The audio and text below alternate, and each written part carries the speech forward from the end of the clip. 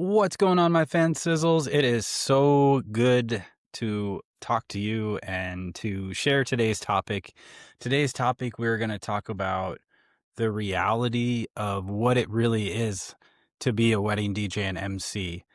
It looks glamorous, it looks fun, and it definitely is, but there's a lot of stuff that goes on before you can actually get up there and perform, before you can actually get to the reception where the party's going and it's a great time. And this is why everybody's worked up to this point, the couple, the planners, the vendors, everybody. We've all come to this one point to get to this point of just having a great time, letting loose. We got a few hours. We're just going to party, turn up the music and go. But before that, it's usually about 9 to 12 months of prep work. And that means anything from talking to the couple to getting hired to sending out the outline to having the outline filled out.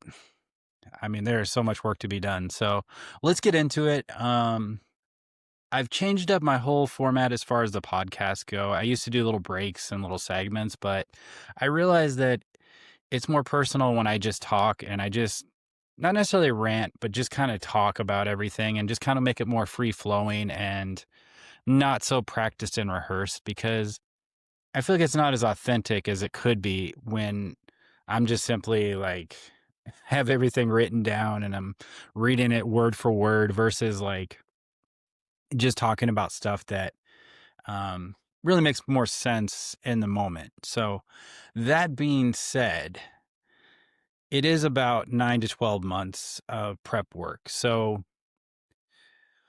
everything from getting new gear to getting new clothes. You want to look your best at the wedding. You want to have the best gear. This is, I like to call it the Super Bowl of weddings. Every wedding is the Super Bowl. It's the most important day that you could be a DJ. You can leave nothing to risk. You can leave nothing unplanned. Everything must be perfectly planned out.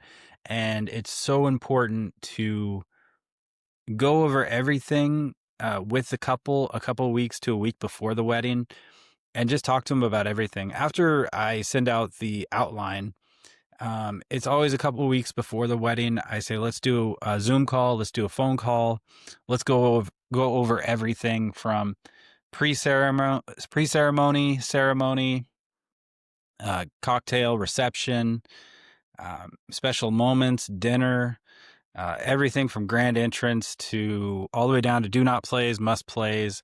It's so important to go over every little detail because music is, I don't want to say subjective, because a lot of music, like pop music is loved by many people, but there is also certain pop songs that couples or maybe somebody in the couple is just not a fan of. Maybe it's a song that reminds them of the past and a certain moment in time that they don't want to think about at their wedding. So that's why I always am very careful about do not plays. In fact, I always make sure that the couple provides me with a playlist, if not a playlist for the party section of the reception, but a playlist of just favorites and favorites of their crowd, maybe some people in their family, some friends, some people maybe they haven't seen in 10, 15 years, but there was a song back in the day that just means a lot to them. Like it was just a special moment. That song could be brought up in the speeches. You never know. So these are all little details that you want to talk to your couple before you go into the actual wedding itself. So I really don't like to be hired for a wedding within 2 months. I mean, maybe 1 month, but it takes a good couple weeks, 3 weeks to prepare the playlist. It takes that time to go over everything, to get everything organized, to make sure that you understand what the vibe is of their actual wedding. Some weddings, couples would prefer that it's just elegant and maybe we do a little partying at the end, but they'd kind of just prefer that sometimes it's just background music. You can turn the music up a little bit, but just please stick to their playlist. Some couples will be like, hey, you know what? You're the DJ. We trust you. You do your thing. Here's a reference playlist. Go for it. And then you build from that. But for the most part, a lot of the couples that I work with, they just prefer that I stick to their playlist. And that to me is very important because this is their love story. It's not my love story. My opinion on music is important. I'm very good at knowing what songs are hot, what songs you can play for a minute and a half to 2 minutes, what songs you can play the whole way through, what songs are going to work in certain crowds, certain cultures, certain times of the year. I'm very good at knowing that kind of stuff, as well as I'm absolutely amazing at reading the crowd. I'm great with working with crowds. I love talking to guests when they come up and request a song. I love talking to guests about, like, they're like, "Hey, can you play this song, or can you play this song next?" I'm like, "Yeah, let me figure out a way to work it in."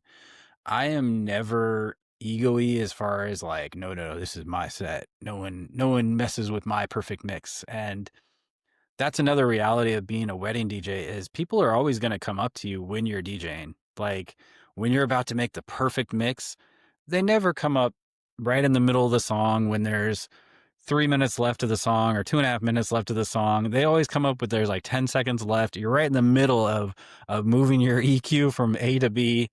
Right in the middle, they come right up. They say, "Hey, can I request a song?" You're like, "1 second." And that's why I always have my assistant Pepsi with me. She comes right up. She's like, "Hey, what can I do for you?" And I'm always like, "Yes, thank you so much. I'm just trying to finish this mix. I got about 100 people out there. They're dancing, they're vibing.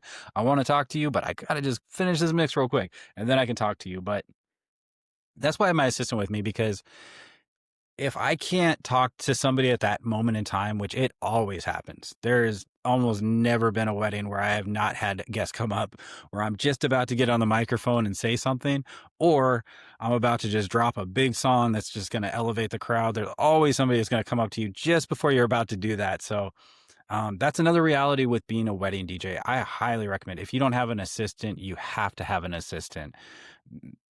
Pepsi to me is one of the best, like, that's the secret to my success, is being a great wedding DJ. I would be a good wedding DJ, but without having an assistant with me, somebody that can help me drive through traffic. Hey, we can ride the carpool lane. We don't have to go just by ourselves in those 3 other lanes over there. We can do the carpool lane and we can cruise. It's great to have somebody to talk to. Sometimes another reality is that you might have to drive an hour and a half to 2 hours to a wedding. And you can be like, "No, I'm never going to do that." But at the same time, sometimes it's nice to drive a little bit to a wedding. Sometimes it's nice to get out and go explore another part of the state, or, you know, another part of Washington that you've never explored. So that's why it's really nice to have somebody with you, and they keep you company. You have good conversations. They can help you set up. They can help you take the photos for social media. They take photos of you. You can have, a lot of times too, we'll have guests come up and they'll be like, "Hey, can we get a photo of you too?" And I'm be like, "Yeah, absolutely." And they'll take a great photo of us and we'll post it on social media. It does great. There's so many like little things, like, even as simple as like answering emails back and forth from couples, answering text messages. There's a lot of these things, and that you have to be right on it. You can't be lax about it. You can't be like, "Oh, I'll get to it in a few hours." No, you have to be right to it, because again, the couple is planning for the most important day of their lives. I don't know why you wouldn't be a part of this. They've hired you to help them. Like, why aren't you being a great vendor and helping them? So, I always offer the best customer service. That's another reality of being a wedding DJ, is it's more customer service than you would even think. When I got into wedding DJing, like, I thought, "Oh, it's as simple as just a reception. I play for an hour and a half, maybe an hour at the most. Come on in, 30 minutes, set up. Equipment's good. Turn the music up. We're good to go. Let's go." It's not like that at all. A lot of couples, they hire me to be there all day. I always show up 2 hours before ceremony. If they don't hire me for the ceremony, 2 hours before reception. I want to make sure all my gear is set up. I don't want to be lugging my gear in and setting it up while people are eating their dinner. Like, it just feels weird. So that's why I always show up 2 hours before, whether it be the ceremony, whether it be reception. Most of the times, a lot of the couples that hire me, they will hire me for the full day. And I love that. I think that's great. I'm happy to be the soundtrack for the full day. And it's those little things, you have to understand, like, hey, do you want the levels at reception to be up here, or do you want them to be here, or do you want them to just be background? Hey, we're good with background, or you want it just a little bit above, or do you want to just keep the energy level? Those are those little things, man.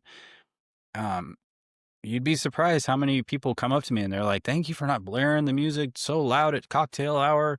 I've been to a few weddings where it's just been like all the way up here and I can't even talk to anybody. Thank you for not doing that. I'm like, hey, you're welcome. You know, it's up to the couple on that one. But, you know, those are those little things. Like, really pay attention to those things. So the drive can be full of traffic. If it's summertime out here in the Northwest, you know there's going to be a lot of traffic down I-5, up and down. All over the place. Olympia is going to be traffic. Everett's going to be traffic. It's just going to be traffic. So we always leave 2 hours before, sometimes even 3 hours before we're even supposed to be there for setup. And the reason for that is I have a philosophy, and that philosophy is as simple as it's better to be early than to be late. And I've always believed that philosophy, and I always stick with that philosophy because why would you want to put another stress on the couple? Like, why would you want to stress them out by being late? Because what? You didn't get up, you didn't get there you didn't prepare an extra couple hours to be there. Hey man, maybe you've never been to this city before. You can get out, take pictures, you can go check out the local market. I love doing that kind of stuff. We had a wedding on Vashon. We had to be there. We had to take the ferry over there, and then we were there a couple hours before, but I was like, hey, let's go check out the town. Let's go see what's up here. And I mean, you know, it's an island, it's a small island, so there's not a lot of town, but it's still fun and you get to explore different places. So that's the way I look at it. I don't ever look at it as like, oh, we got to be here 3 hours early. I'm like, no, I get to be here a few hours early. This is going to be a great day. I can't even wait.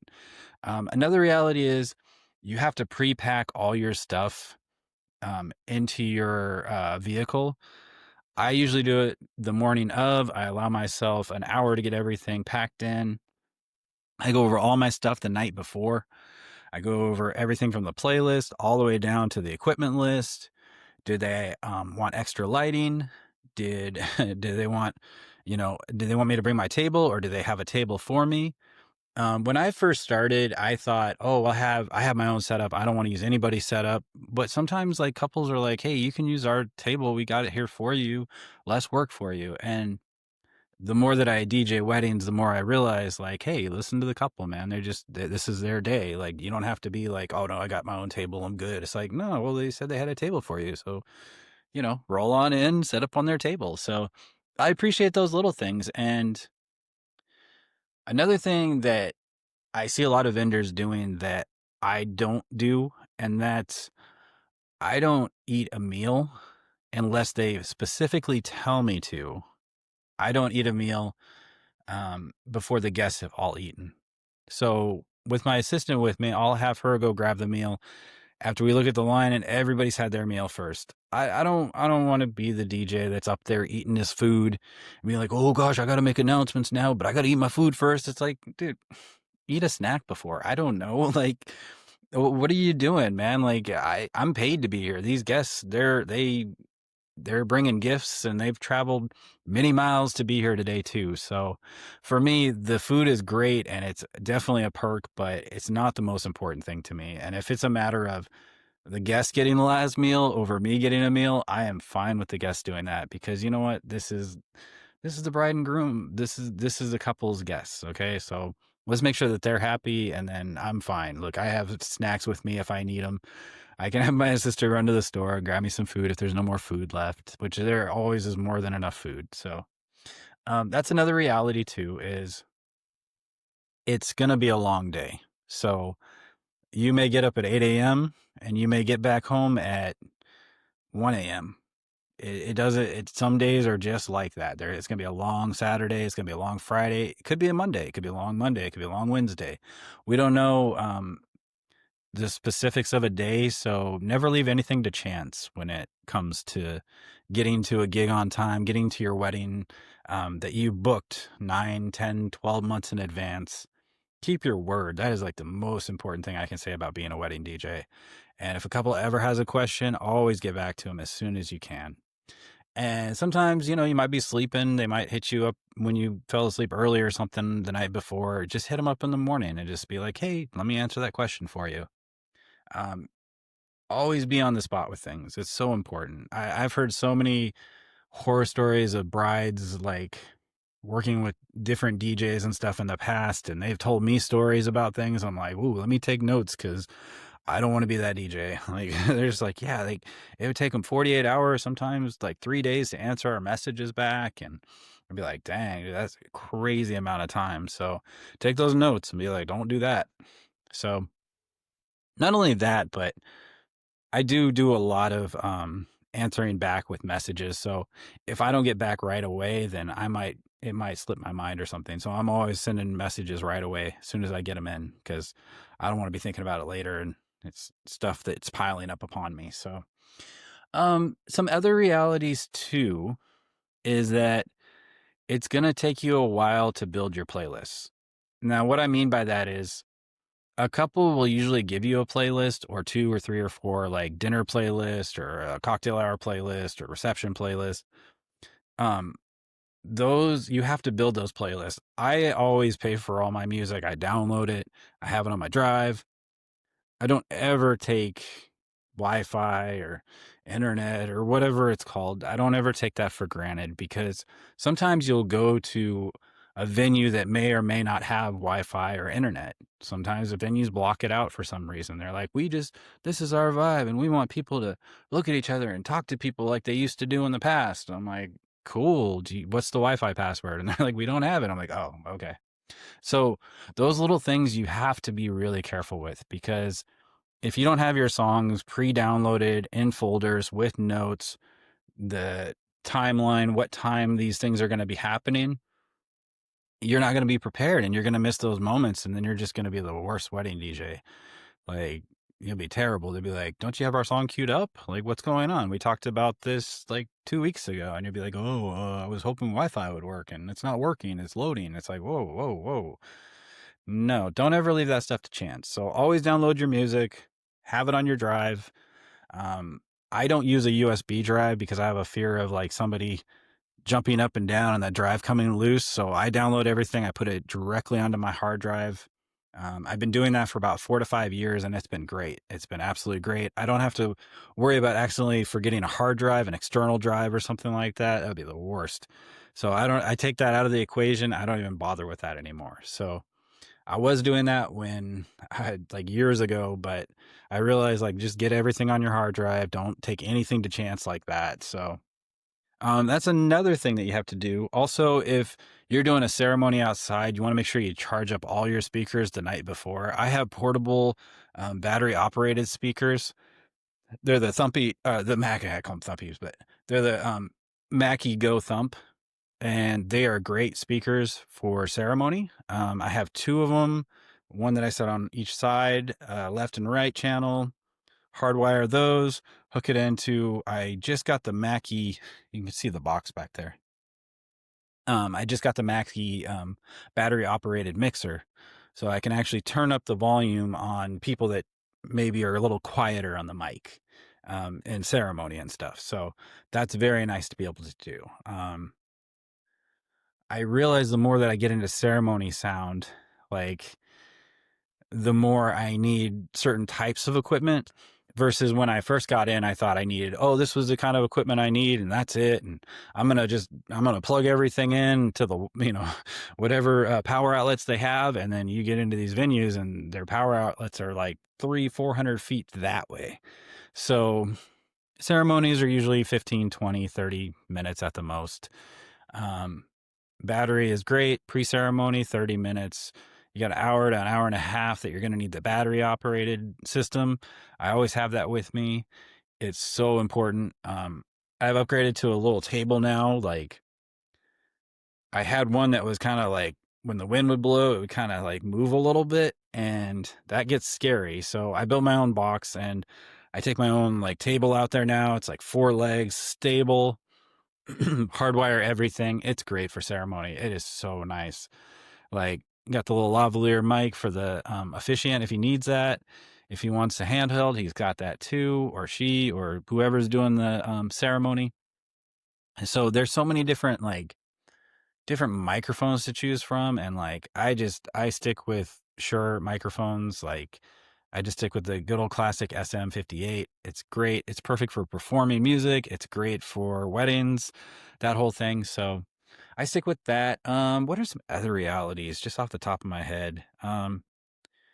Sometimes you do have to deal with guests that have been drinking a little bit, and that's fine, but just understand, like, when you talk to people that are maybe just, like, hype or maybe just kinda, like, just talking and talking because 'cause they've had a few drinks and there's no filter going, they're there to have a great time and celebrate the couple. So, that being said, like, they don't really know what the couple's vision is for the day. So if you're playing certain music and they're not vibing with that music, the couple is paying you.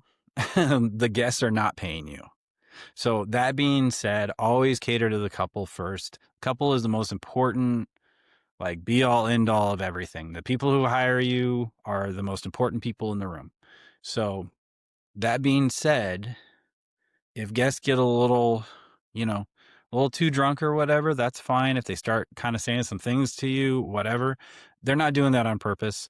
Like the next day, they're probably going to wake up and be like, "Oh my gosh, what was I saying to the DJ last night?" And then they're just going to feel terrible about that. So, um, yeah, so don't take any of that stuff personally. It happens from time to time. People do get a little too drunk and they do they do say a few things that they probably will regret in the morning, but all you do is you just kind of laugh it off and you're like, "Oh yeah, no problem. We're just doing what we can." So, um what else was I going to say? Um yeah, always be there early. And then when you set up stuff, when I first started setting up stuff, man, I thought it was like lock everything down as hard as you can and spend as much time as you can setting up, which you should. But man, I've simplified my whole setup. I used to have all this stuff like in special bags and all this stuff because like when you order DJ gear, they're always like, "Hey, you need to order this bag with it, or it doesn't come with any bags whatsoever. So you got to order that stuff separately." That's another thing I didn't understand about buying gear when I was first starting DJing. I was like, "Oh, you have to buy like covers for speakers? I thought it came with covers." Nope, it doesn't come with any covers. So everything, yeah, I put my microphone in here, I put my mixer in here, put my controller in here.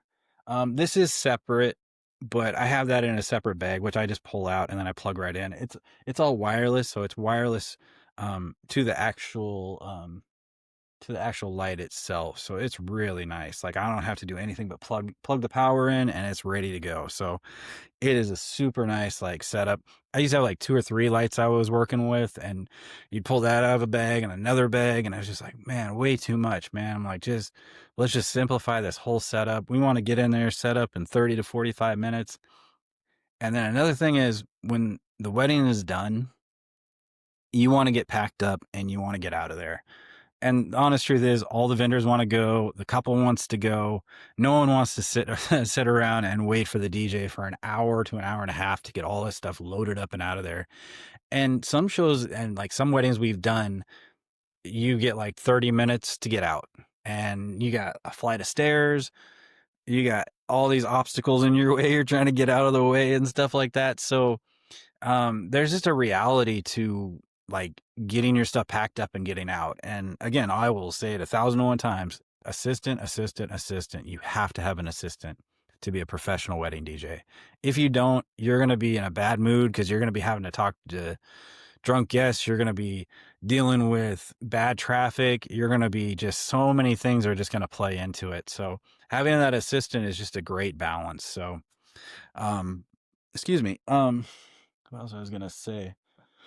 Yeah, I mean, I would just say like go through everything too. Like when it comes down to doing all the wedding DJ stuff, like go through everything and like I'll go through my processes every few months and I'll be like, am I doing this efficiently? Is there a new way to do this?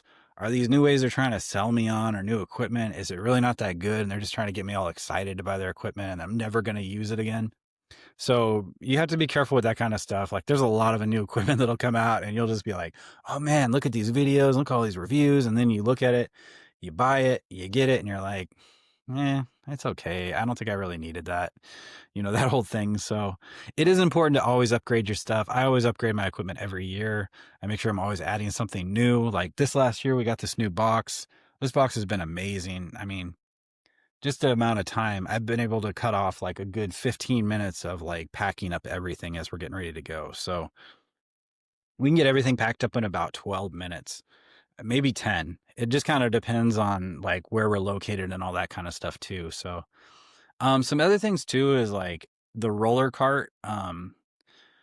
That's a really big one too. Like you need a good roller cart, and I bought some straps too because you'll get into places where like it'll be really bumpy on the cart and then all your gear will start to like try to fall off and stuff. So it's good to have some good straps that you can just like crank down.